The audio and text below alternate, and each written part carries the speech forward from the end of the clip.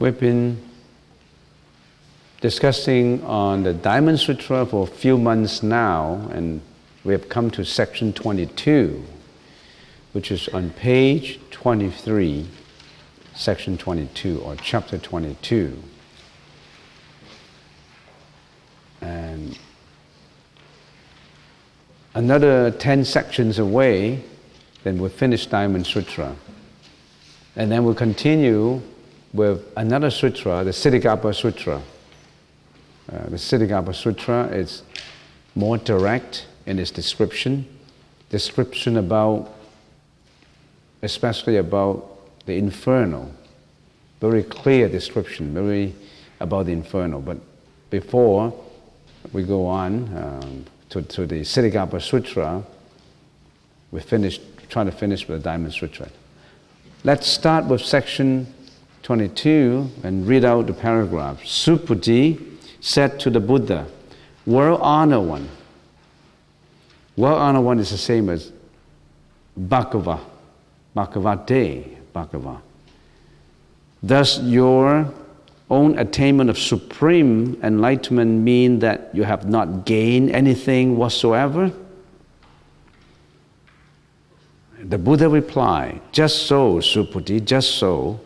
I have not gained even the least dharma from supreme enlightenment, and this is called supreme enlightenment." The section 22. In the previous sections, the Buddha has been talking about the three bodies of the Buddha: the Dhammakaya, the Sambhogakaya, and the Nirmanakaya. Now the Buddha is talking about enlightenment itself, not the bodies, the enlightenment itself. So Subhuti said to the Buddha, "Well-honored one, your attainment of supreme enlightenment means that you have not gained anything whatsoever?" Supreme enlightenment is expediently so called for ease of understanding. It comes from supreme enlightenment. If you arrive at supreme enlightenment, it arises as a result of what? As a result of causality. All this variety of causes put together, then we attain something. Nothing comes without a cause. Nothing in this world is without a cause. Nothing is coincidental.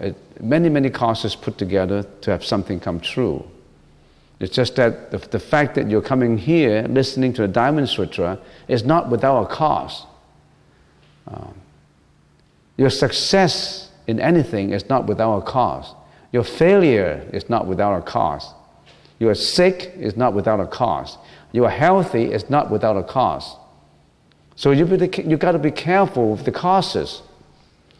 There's a saying in the Chinese Buddhism literature.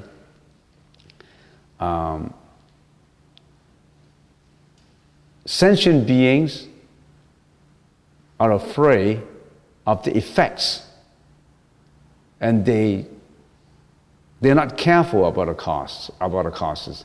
Bodhisattvas they're afraid of the causes, especially bad causes, and they're willing to confront the effects. In other words, you have to be careful in what you're thinking and what you're doing, your conduct, your action, your speech, your thought. You have to be very careful that you don't cultivate the bad causes. What are these bad causes? Maybe you sow those bad causes and don't even know about it. What are these bad causes? Being angry, violent, jealousy, hatred, depression, you name them. All these mental afflictions, don't cultivate those causes. Those are bad causes. But a lot of people, they just don't careful. They're not careful about it. When they're not pleased, they just show the anger. When they hate, they just show the hatred. Or they express it by violence, by argument, by fighting. by revenge. They're not careful on the causes. Everything has a cost. So you be careful with what kind of cost you put into it. On the other hand, on the positive side, on the negative side, we already mentioned it. On the positive side, if you want something to be successful, have you put in all the costs to make it successful? You want a job. Just for taking an example, you're unemployed now. You want a good job. You want a job that you dream of. Have you put in all the costs that contribute to the creation of that job for you? Or you just sit home and wait for that telephone to ring? Have you got the training? Have you been lazy and not taking courses? Some people just say, oh, this is the job that I want, and they just read the newspapers or go to the placeman's office and try to look for it passively, without actively doing something to make those causes come true. What are these causes? Have you attempted to give yourself the education? No, my dad never gave me a chance to go to universities, and I'm poor. Fine, there's so many courses out there that may be free by the placement office. You can always do a lot of self-education. Have you been reading? Have you been educating yourself? Well, I have seen a lot of people who didn't have any university education, yet they are extremely erudite. That word? Yeah. Is that the word? Erudite. They're very learned, they are scholar, even though they haven't received any formal education. It's on yourself. It's you yourself that make the whole thing come true. Don't blame the world for it. Don't blame your family members. Don't blame the society. Blame yourself. Have you done all these causes that make your success come true? Or you just wait? So that means even supreme enlightenment is an effect of causality. Anything that comes true based on causality has a nature of emptiness. What is that nature of emptiness? It is impermanent, transient. It is not self-dependent. In other words, it's dependent on all causes put together. It has the nature of emptiness. It is void. It exists just for a short time. So, if we use that logic, supreme enlightenment is empty. All causes put together. The actual reality, whatever, let's put it this way, whatever can be obtained is not real. Whatever that is obtainable is not real. It's not real, but it exists. It does not mean that it's not real, it's a delusion. Like this thing, my fist is not real, it is. But it's not real. Why it is not real? My whole body has the nature of emptiness. Why? Because I only exist at the most for 100 years. My body is impermanent. I exist because of a lot of causes put together that results in my existence. Why? I haven't been sick. My parents came together to give me the body that I have, and I have been growing old. There's so many causes that make me sitting in here today. Nothing is without a cause. How does that help me in Buddhism? I know everything depends on causality. That is very useful. Germinate all these causes that make you become what you want to be. Positive thinking.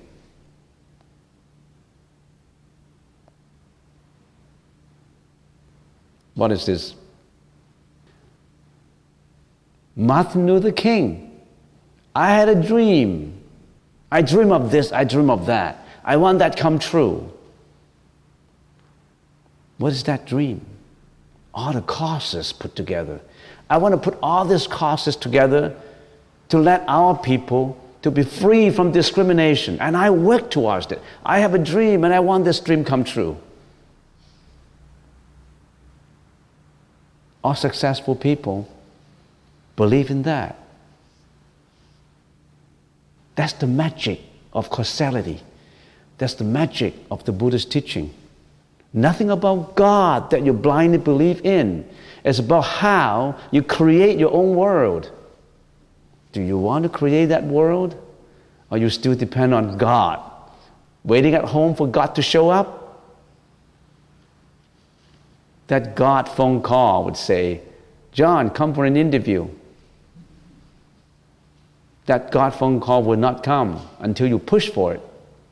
Even if that phone call comes, you really have to build up all these causes. I got to go for an interview. Have I prepared myself? I got to dress properly, professionally. I got to prepare all the questions that I have to answer. I have to rehearse myself in answering those questions. Have I read about the interviewing techniques? Do I know the company that I'm interviewing for? I'm interviewing an ABC company, and the interviewer will ask me questions about ABC, and I say, I don't know anything about your company. Sorry, John. You don't know anything about our company and you want to work for our company? Next. On the other hand, if someone shows up, Bill, and is extremely acquainted with the company's, even the operation, and the interviewer asked him, Bill, what do you know about us? Well, I know. You got a warehouse department, you have a marketing department, and you have a superb technology department. And that's the department I would like to work in, because I like technology. Or you're an accountant, you have an extremely good accounting department. Your accounts receivable is sound and safe. And I like to work with the general ledger of accounts receivable. You know everything about that company because you're prepared. You make all the causes come true. Have you made all the causes come true for your supreme enlightenment? Have you got the causes for enlightenment? So, you create your own world. Some people ask me, how good is the Buddhist teaching? Is it about prostration, kneeling, about meditation and sit there and doing nothing? No, you have mistaken it. It's about building up your confidence. It's about yourself. It's about your own mind. That's one of what the Buddha wants you to know about yourself. So the actual reality is not obtainable. The Buddha also points out if we want to say quote unquote the negative side of the world, nothing is permanent. So the actual reality is not obtainable and should not be thought as such. There is nothing to be obtained. Anything obtainable cannot escape life and death. It's not obtainable, but it does not mean that you have to walk away from it. It's a fact. It's a fact of life. Supreme enlightenment has no form. How can anything formless be attainable? It's without a form. Enlightenment is without form. How can you obtain it? There is an ancient koan that goes like this. You know what a koan is? K-O-A-N. People know, but if you don't know about it, you check the internet. Koan. That is one day, Zhao Zhou, a Zen master called Zhao Zhou, visited and paid respect to Nan Chuan, another higher master in meditation. And Zhao Zhou, being the younger one, asked the master, Venerable Master, what is the way? I'm looking for the way. You know, W-A-Y, way. It's not a row. It doesn't mean a row. I'm looking for the row. I'm looking for that way of living, that way to enlightenment, that way can relieve my suffering and suffering of all sentient beings. I want to look for that way. What is the way, Venerable? And Nan Chuan replied, the unbiased mind is the way. The ordinary unbiased mind is the way. Venerable, how to realize this unbiased mind? Well, the more you think about obtaining it and realizing it, the further away you are from it, my son. So the more you think about it, the more you think about realizing it and getting it and obtaining it, the more it is walking away from you. And then Zhao Zhou said, if I don't think about realizing it, how do I know I have it or not? I got to think about it. I got to realize it. If I don't realize it, how do I know I have it or I haven't got it? How do I know? And Zhao Zhou thought that I got you this time, Master. If you don't know, how can you realize it? You got to know about it. And then Nan Chuan said, the way is not within the realm of knowing or not knowing. You cannot use the mentality of knowing or not knowing to realize the way. Knowing falls into the realm of conceptualization, and not knowing falls into the realm of neutrality, ignorance. So the way, the one who really knows the way is beyond knowing and non-knowing. That's the one who really knows. Do you know what he's talking about? The one who really knows is the one who not attaching to knowing and not knowing.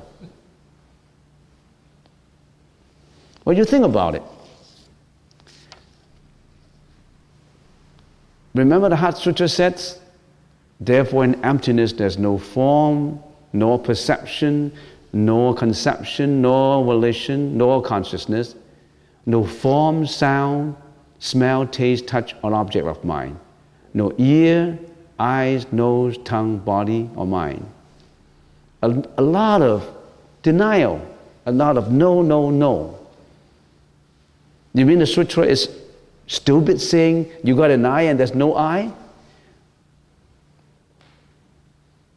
It's a detachment. It's continuously detaching yourself from all these mental afflictions that you have, that we have. And the Buddha replied, just so, Subhuti, just so, I have not gained even the least dharma from supreme enlightenment. And this is called supreme enlightenment. It is only expediently caused so that we understand it. Remember in section 7, the Buddha said, Subhuti, what do you think? Has the Tathagata obtained supreme enlightenment? Does the Tathagata give any teaching? And then Subhuti replied, as I understand the meaning of the Buddha's teaching, there is no fixed dharma called supreme enlightenment, and there is also no fixed dharma that Tathagata can expound. Why? The dharma which the Tathagata expounds or explains cannot be clung to, cannot be expressed in words. It is neither dharma nor not dharma. So, the real dharma cannot be clung to, cannot be attached to. Because the actual anuttara samya sambuddhi, the actual reality is beyond our discriminatory thinking. When we think, what do we use? What kind of mind we use? We use a discriminatory mind. This is good, this is bad, thick, thin, big, small, rich, poor, love, hatred. People like these things. People like the dichotomy of things. This is a bad guy, this is a good guy, I like this guy, I hate this guy. And all these all comes up from the mind. That's the mind that we're habitually using. And the Buddha said, that's not the right mind. We've got to know that's not the right mind. Let's get on to section 23. He continues, Zuputi, this Dharma is universal and impartial. It is called supreme enlightenment. The practice of all good virtues, dharmas, free from attachment to an ego, a personality, a being, and a life, will result in the attainment of supreme enlightenment. Suputi, the so-called good virtues, dharmas, the Tathagata says, are not good virtues, but are experiently called good virtues. The practice of Dharma is not just ordinary temporal virtues of the world. Dharma, the word Dharma is all-comprehensive. It includes here, in this case, the Buddha's teaching. When we say Dharma, it means the Buddha's teaching. The Buddha's teaching contains not just practice of the virtues of the world. What are these virtues of the world? The morality of the world. Being compassionate, being helpful, not hurting your neighbors, and being beneficial to the society, be responsible, and all that. All these are virtues. These virtues are only temporal, secular virtues. Or this morality standard.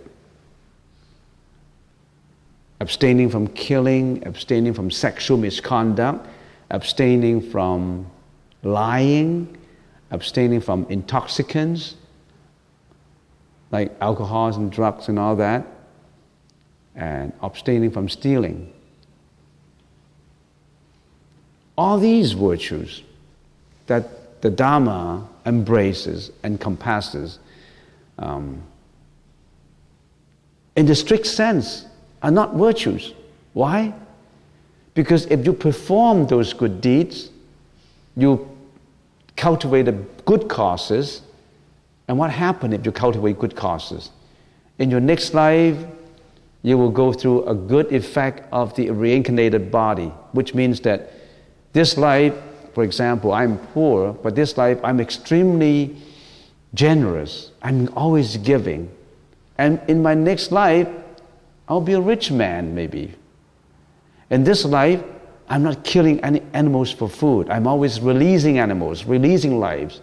In my next life, I could be a healthy person. So all these virtues, all these moralities would entitle me, would empower me to become a better medium of existence in my next life. But that doesn't help me to get to enlightenment. Why? Because you are still in the loop of reincarnation. Virtues should be helping you to be away from reincarnation, out of life and death altogether. Those are the real virtues. In this case, virtues are not virtues because they are not helping you to get out of reincarnation. They are helping you to better your next life. Those are not the real virtues. Those are only temporal, secular virtues. Those are good enough. How come people are different in this world? Some people are rich, healthy, have a good family, good looking, tall, clever, intelligent. They seem to get all the good attributes. How come? How come I'm not? How come I'm short, I'm ugly, I'm unhealthy, I'm poor, I don't have a good family, my dad is always drunk, my mom is irresponsible, how come I have an abusive childhood? How come there are all these differences? Because of what you have done in the past. Probably, just giving an example, you abused your children when you were in your past life. And this life, he or they abuse you again. It's a revenge loop. They become your dad. He was your child, and you abused him. now it's coming back to get you. It happened. In your last life, you were a rich person, but you didn't want to give. You have $1 million and you will only donate $10, $5. You want to keep the million to yourself, for my son, for my younger generation. I'm earning this money with all my efforts and I work very hard. Why should I give it out? Why should I help the poor? Maybe I'll just give $5. Your bank account is $5 million and you want to give $5. And you still need that donation receipt for tax deduction.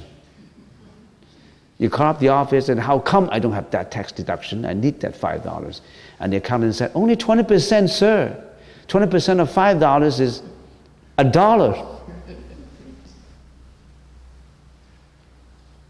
You don't want to give out anything. Don't laugh. I met a lot of people like that. And when they die, they cannot take anything with them. Nothing. They leave it all to their children. It comes easy for the children.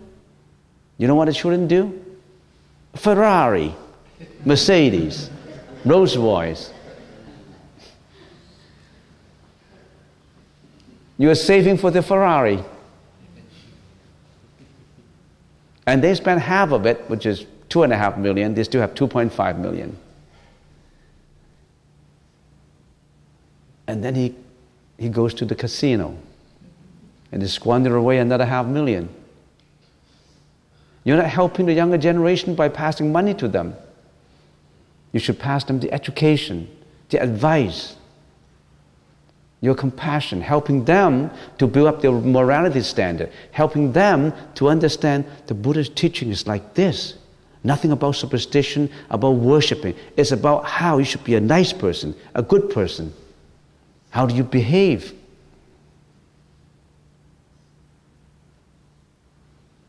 So, the Dharma is universal and impartial. It is called supreme enlightenment. And then the practice of good virtues is not good virtues. Why? Because they don't help you to get out from the karma world. They only help you to become a better individual. They're good enough. Virtues are better than bad deeds. Good deeds are extremely, of course, better than bad deeds, but they are not ultimate. They are not the ultimate help for you to get away from life and death. So they are, in the strict sense of the word, not entirely virtues. There's something more to it. Even virtues don't attach to them. Now I have been generous. I donated. Now I have $5 million, and after thinking about for a long time, I like to donate $1 million to build something good at UBC, for example. Or I donate $1 million to the Cancer Society to set up a good fund. I've become more generous. See, I have $5 million, now I'm willing to donate $1 million. And you know what will happen? Because of my donation, next life I will be richer. I will be better. What are you attaching it to now? You are attaching it to your next life. That's the virtue. But there's a lot of attachment to it. That's not the real virtue. And you also tell the university, I want my name to be inscribed on a stone in front of the building. Mr. So-and-so donated this in 2009, and his name will be forever mentioned. Because there's a lot of attachment to it. Unconditional virtues. So here it talks about the so-called good virtues are not the good virtues. They are expediently called good virtues because they don't lead you to the path of ultimate enlightenment. So the virtues that you should be doing is those that will lead you out from this world of suffering. But those good virtues are the foundation that you have to build on. In other words, you have to be kind, you have to be compassionate, you have to be responsible. You must be, if you're a mom, you have to be a responsible mom. You're a worker, you're a responsible worker. You do all those that's required of you to achieve that morality standard. That's the basic. And you do it unconditionally, not looking for return. You're just doing it because you think that that would render compassion to all sentient beings. And then, but you have a higher level. You want to go beyond life and death. No more reincarnation for you. Even if I come back as another Warren Gwant, you know Warren Gwant? Of course, one of the richest men is Warren Buffett. But Warren Gwant comes back again as another rich man in this world.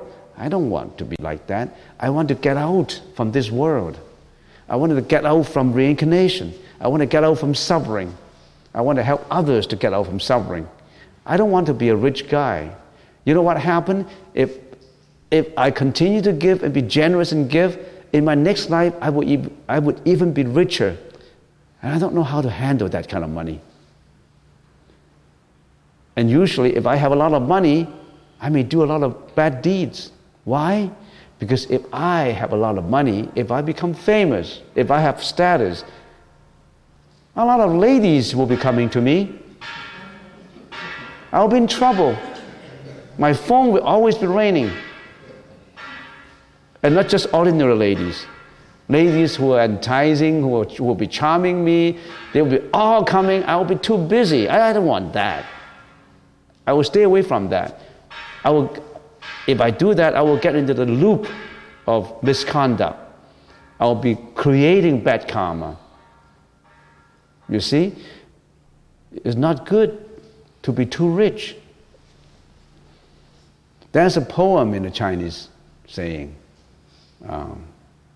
I translate it for you word for word without a rhythmic sound to it. I'm a poor monk, and I said it all the time. But I'm not actually poor. I'm poor on the outside, but I'm rich in the inside. I'm poor on the outside because I'm always wearing rags, dirty clothes, old clothes, worn-out clothes. But in my heart, I have that diamond in me, that diamond of enlightenment. That shines all the way. So it does not matter to be poor, as long as you have food to eat, you have shelter. Devote all your time for enlightenment. Devote all your time for a better understanding. You don't need a lot of money. As long as you can support yourself, you're not starving, that's enough. The richness is not in material. The richness is in the peace of mind, in the mind.